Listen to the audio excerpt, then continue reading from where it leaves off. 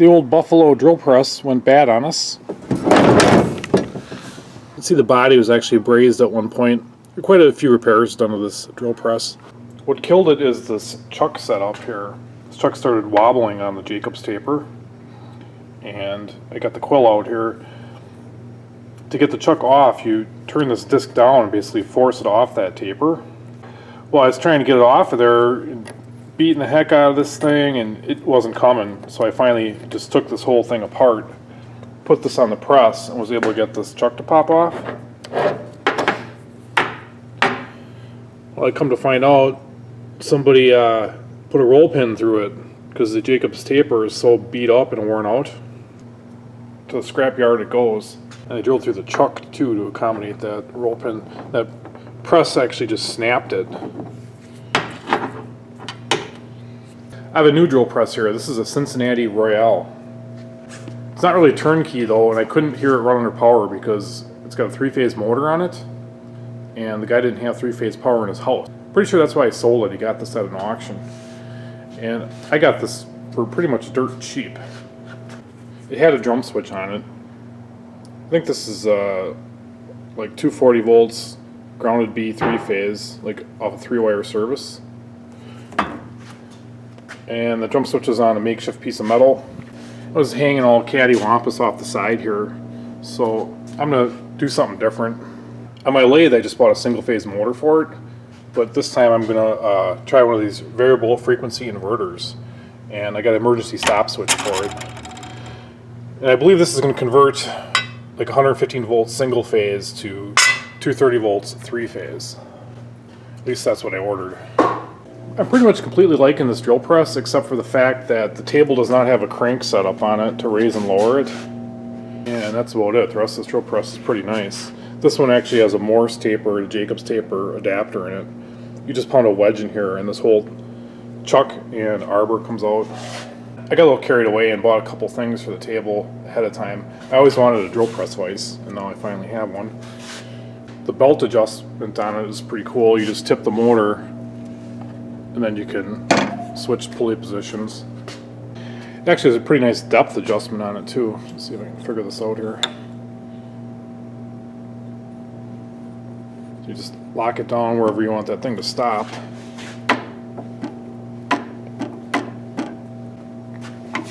I believe this is a quill lock here. It turns in and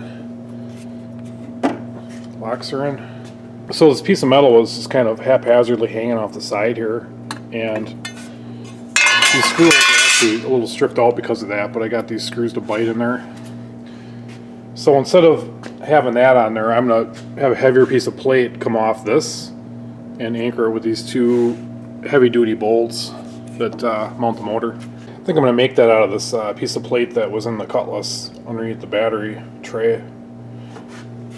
It's like 1/4 inch thick. I don't want it to flex when I'm banging on these controls here.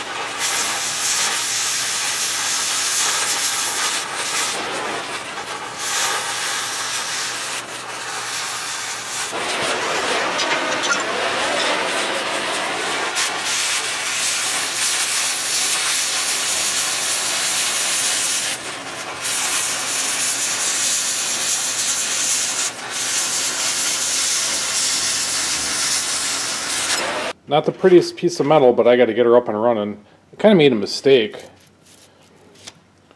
This is the top. And I was trying to get it where the least amount of chunks are missing. But the straight edge is actually going to be on the bottom, and then the flame cut's going to be on top. But I think I can live with it. The pattern was made to fit around the base of the motor.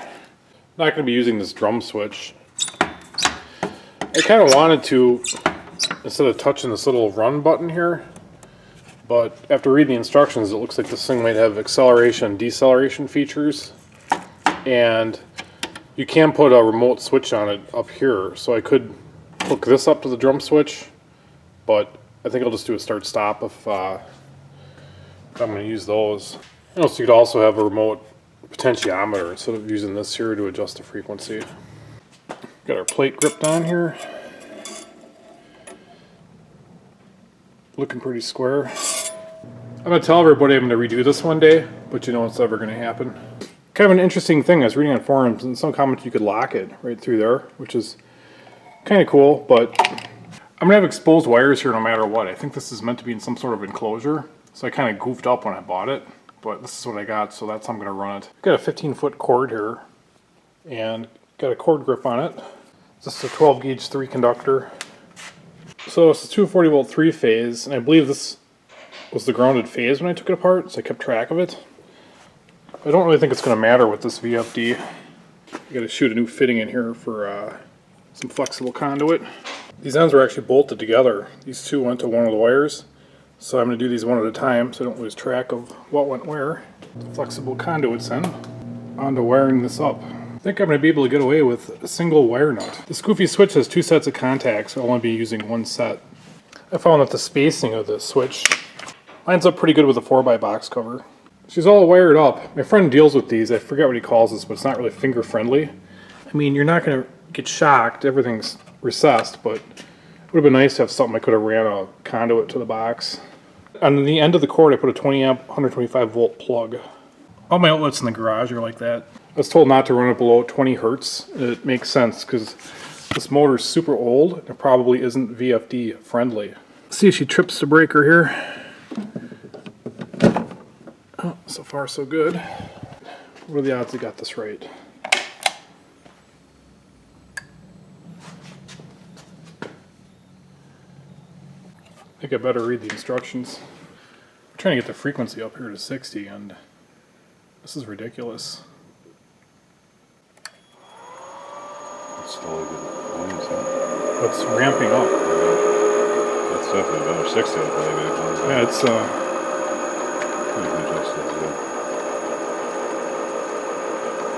it's pretty quiet actually, the drill press. This is, I'm sure we're missing something here. There's got to be a way to do this in full numbers. Yeah, it does. We got a vibration, folks. We're going to take this top off so we can figure out what the hell is going on. So it should be set at 60, right? I think it should be set at 60 now, yeah. So what happens if you hit stop? I think it has capacitors and it takes a couple minutes to power down.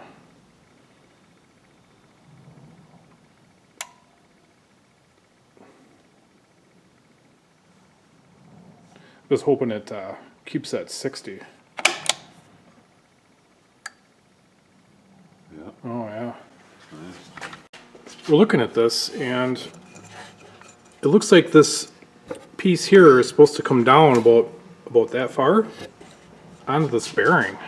Bearing looks like it'll fit right up in there. It's moving easy. Hell yeah, it is. Dude, you could have pushed it with your hand now. What the hell holds it there, though? I don't know. Gravity? Oh, look at that. Yeah, went right down around that bearing. Bet you it sounds a little better now.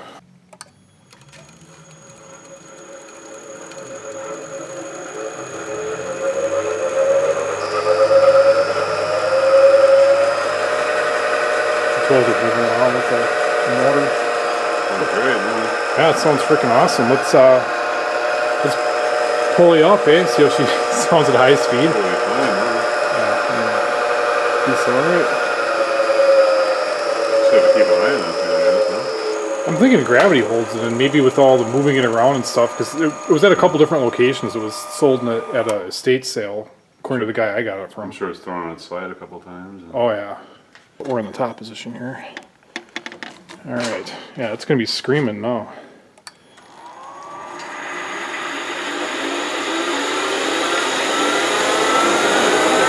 Oh, is this even safe? Yeah.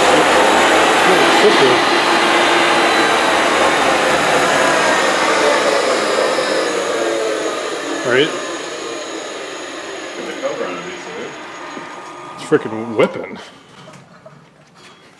belt is a little frayed. You should probably get a new one. Probably should. Wait, Wait, it rolls nice. yeah, there's something funny going on with this cover because it can. There's nothing really stopping it from dropping down onto that back pulley. Oh, there's clips on there, dude. Right on the inside. How'd you open that? See, there's a clip. Isn't that a clip? Oh yeah. Is it broken? Is it bent in or is it missing? Is there a bunch of cheese? Is it missing? Is that what it is? But that used to clip onto there. We just put a couple jewelers in and left them out a little bit as a stop. This is cracked anyway, and you could fill this in and paint it if you really wanted to. So we happen to have a belt in stock. We threw it in there and our problems are solved. Got a gap there now.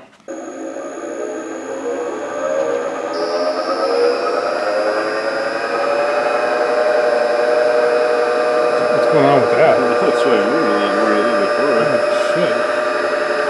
No idea why it's doing that. At the seam of the belt. What if you crank the stopper off?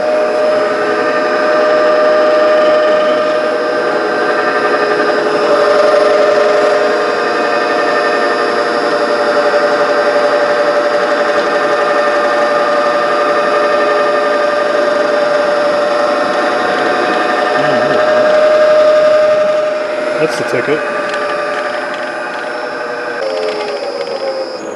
That thing makes a lot of noise.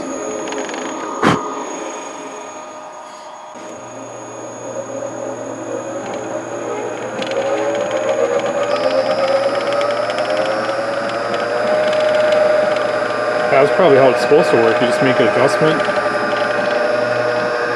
I think I'm gonna get my wedge and we'll take that chuck out and try a different chuck in it. So I'm gonna tap this wedge in here to get this chuck and arbor out. Before I do that, this is a huge exaggerated version, but this is a Morris taper to Jacobs taper, which is most likely what this is. I have a number 2 Morris, and this is actually a threaded chuck. And we'll see if that fits in there.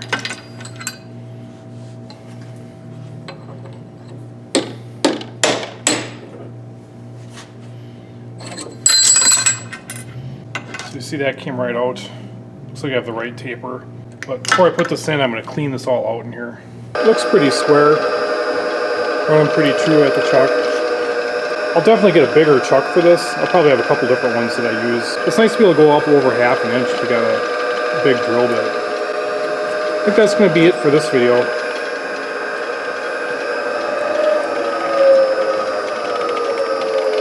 Thanks for watching.